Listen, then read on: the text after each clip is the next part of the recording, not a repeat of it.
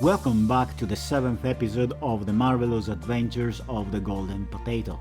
In the last episode, the disconnection and removal of the electrical parts occupying the top front part of the engine compartment for better access to the engine. In this episode, I will be removing more cables, more parts, and the carburetor. I can feel your excitement already, so let's start.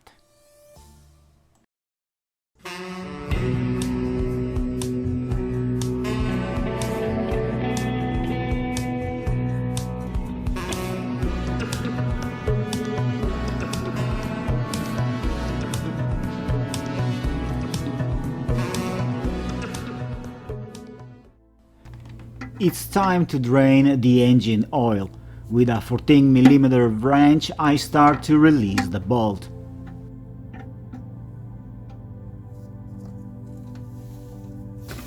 A nice bucket will collect the oil.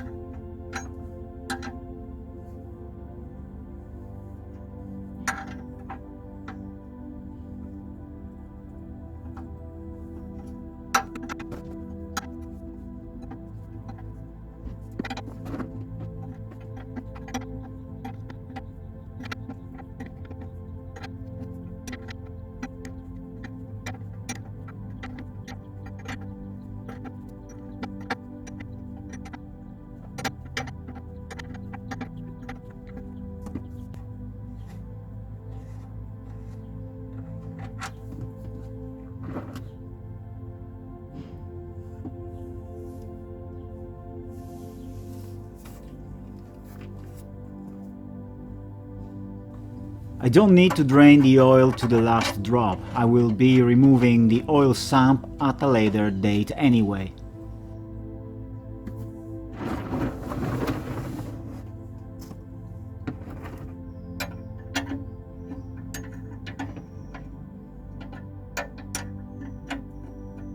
I put the bolt back without tightening too much.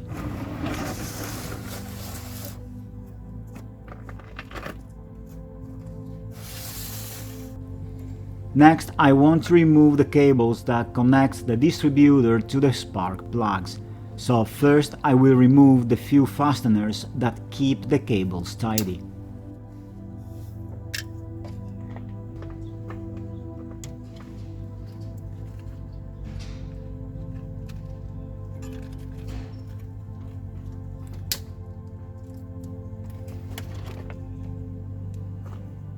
The cables are already numbered, which will facilitate my installation at the end without me having to check to make sure that the length of each cable is adequate for each cylinder. I start unplugging the 8 cables from the spark plugs one by one.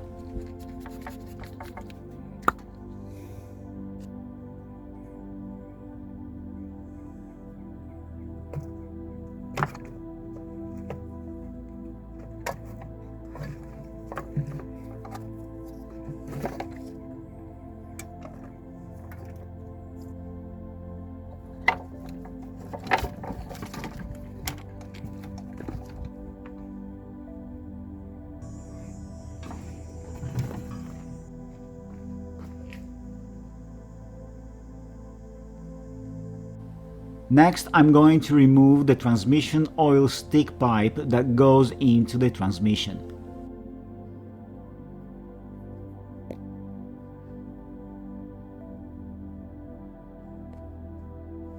And I also notice an old failed patch that is covering a hole in the pipe.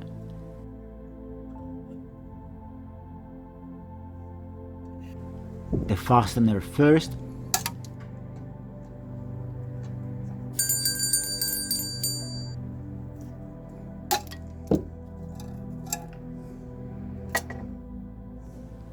The extraction of the pipe that is just plugged in place, and the removal of the only 13mm bolt that support the hook for the pipe. It is supposed to have 2 bolts, but one is missing.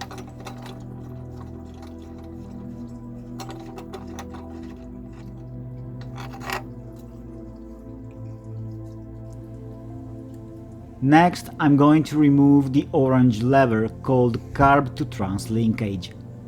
It should be attached to the carburetor with a C-clip retaining washer, which in my case is non-existent, and the lever comes off with a movement of my wrist. The other end of the orange rod is also missing the same retainer. Next, the cable that connects the accelerator pedal to the carburetor.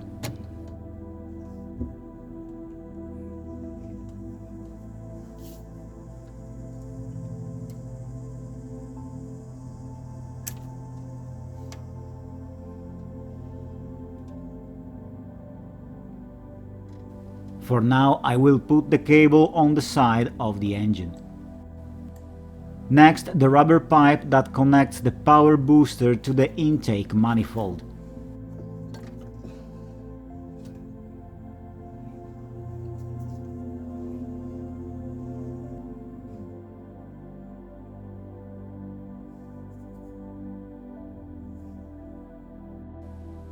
Next, I unplug the positive cable of the single lead electric choke.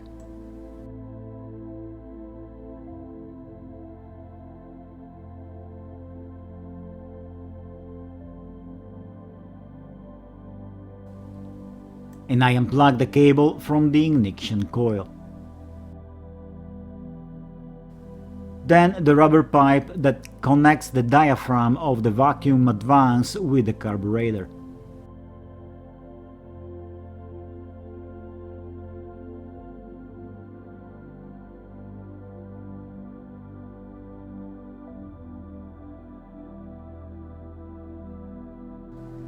Removing now two vacuum rubber hoses from the manifold.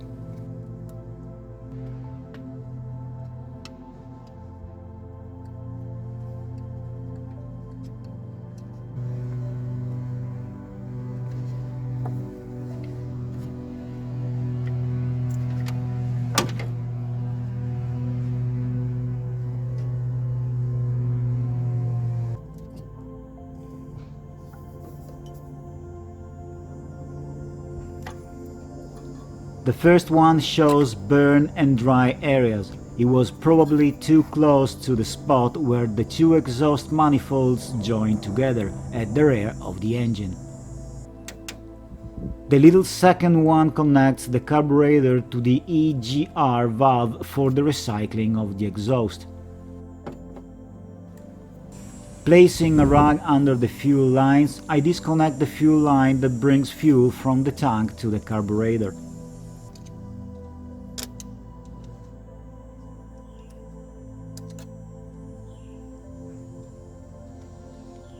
Apologizing for my arm in the way and the camera playing with the focus, the fuel line is disconnected from the carburetor. To avoid leaks of fuel, I plug the rubber hose with a star bit socket I don't use. It fits in there like it was made for that purpose. I'm very uncomfortable. I have to work from the rear of the engine to not obstruct the camera for your better entertainment. Maybe a like and subscribe will be enough in terms of gratefulness. Anyway, I'm ready to remove the carburetor by removing the 4 11mm bolts that hold it. I will move the last 3 tomorrow. Good night. Good morning, folks, and we are open for business.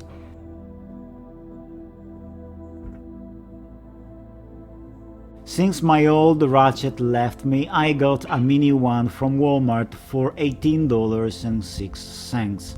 Let's test it.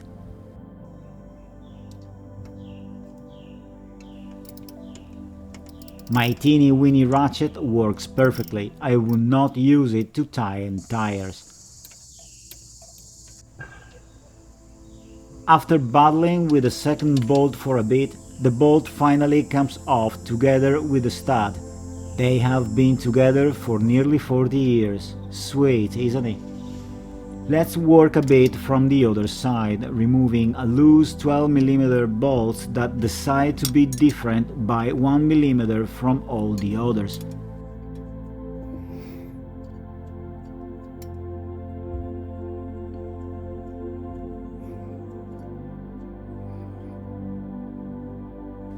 Time to remove the last bolt from the carburetor, which appears to be loose as well.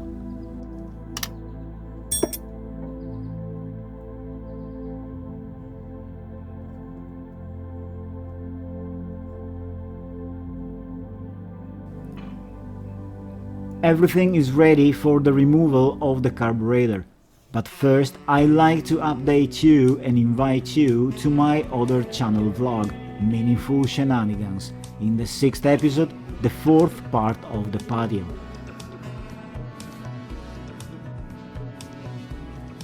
The molding of new set of bricks, the painting of the wall, and the staining of the brakes. If you also like light residential construction projects, follow me over there. You are all invited. Link in the description. Back to our potato. As promised, I removed the carburetor.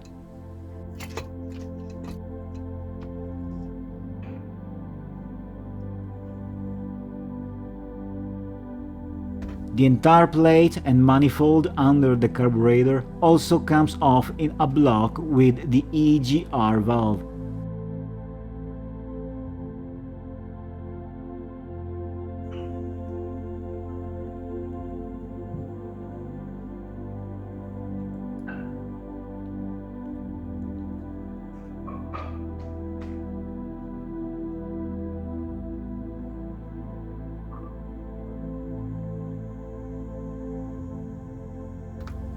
Next, the rubber vacuum hose that is connected to a regulator.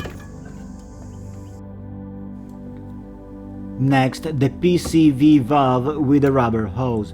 If you are not familiar with all these abbreviations, I will explain it during the reassembling part in my future videos. Time to remove the frame that was holding the cable of the accelerator.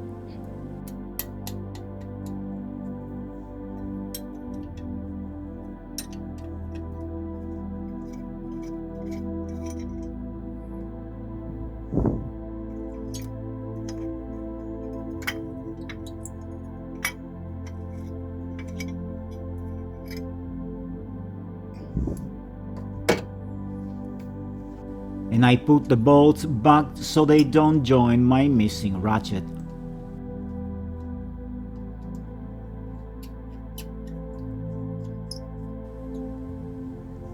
Next, after placing a rag, the removal of the fuel return line, which is in the way.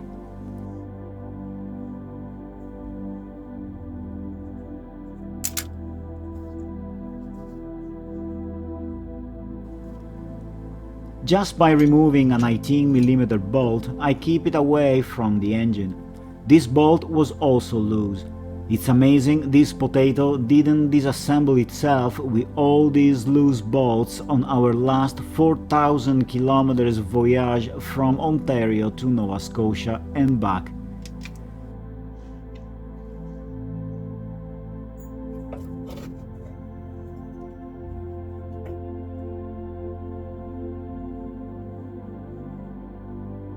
The bolt goes back in again.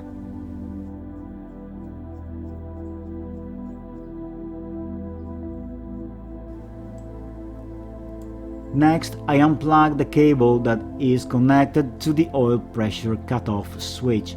I also need to unhook a few cables from the valve cover.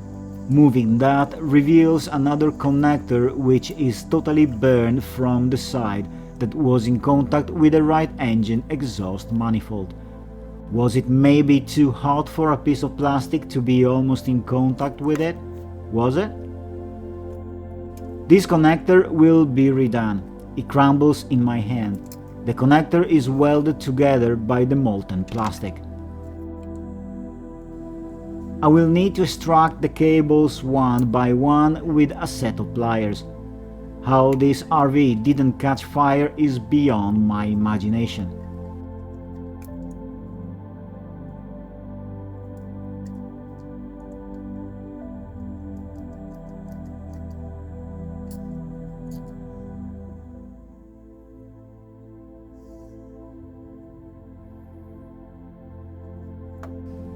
placing the cables on the side for now.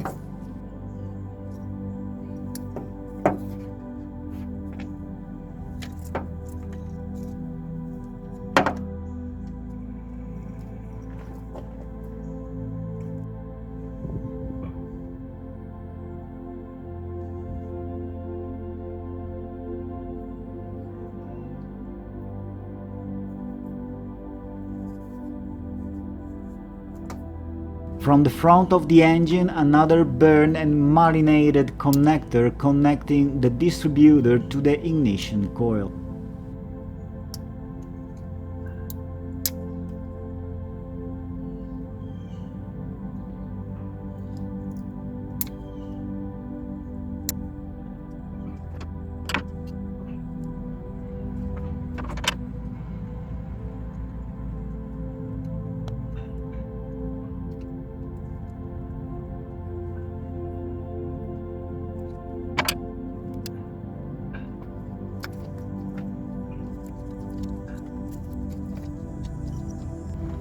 Unplugging the cable from the water temperature sensor now.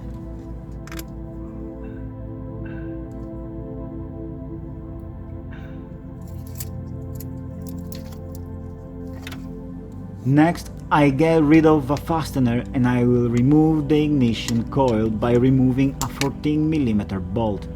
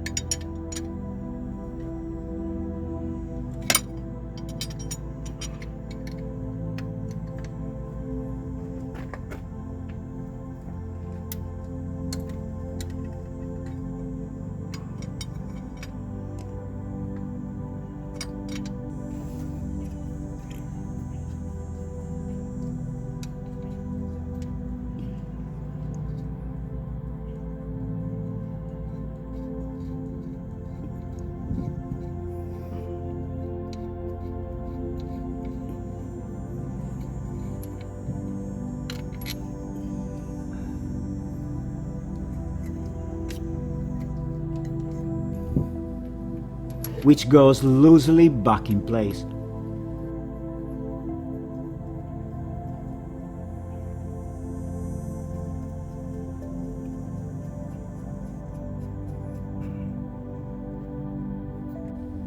Next, I will disconnect the remaining cables from the oil pressure cutoff switch.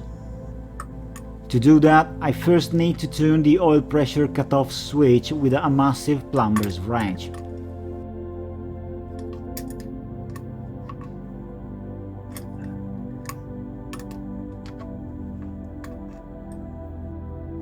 Then the connector.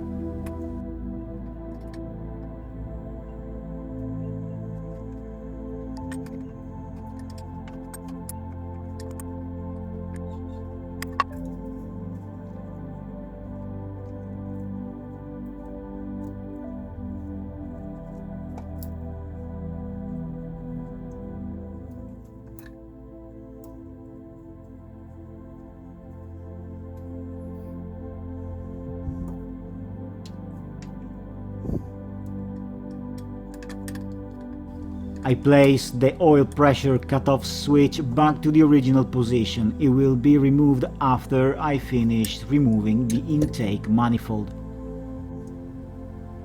And we are at the end of our 7th episode of the marvelous adventures of the Golden Potato. In the next episode, the removal of the valves covers, the exhaust manifolds, and other interesting parts. Please like, subscribe, and don't forget the bell for notification. For now, keep disassembling, thanks for watching, and see you soon.